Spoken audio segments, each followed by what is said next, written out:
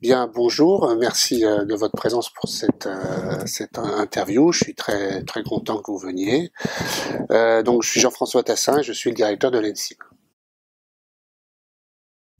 Donc, avant d'être directeur, j'étais prof à l'université du Mans et j'y suis rentré, c'est un peu vieux maintenant, en fin 1990. Voilà.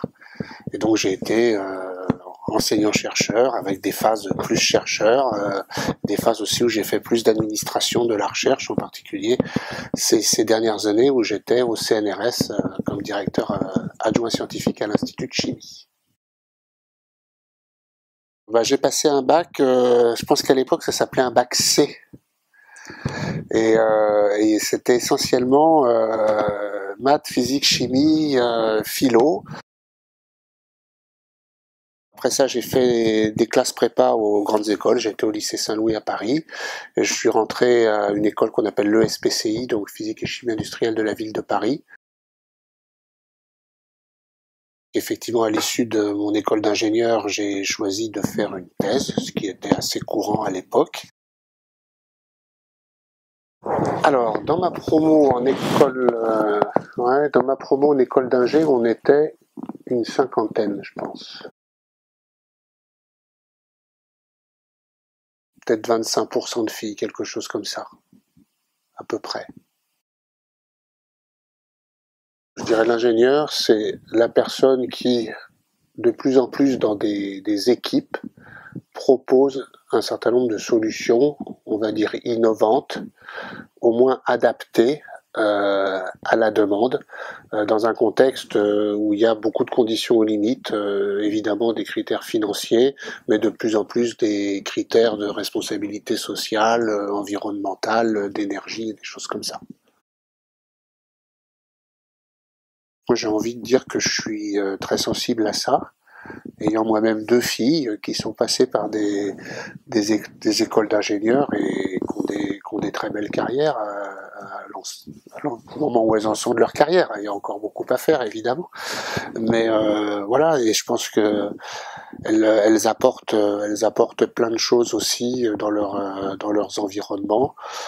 Les grossesses n'ont pas été un quelconque problème pour leur développement de carrière. Ça fait partie des choses qui sont bien admises, puisque j'ai ma deuxième fille, qui est allée à un entretien pour changer de boîte avec son bébé qui avait 3 mois, en disant j'ai personne pour le garder.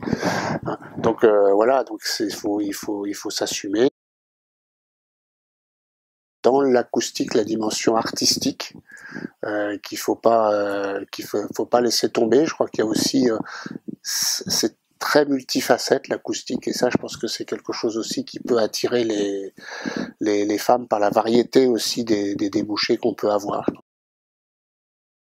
Pleine cible, c'est 20% de filles.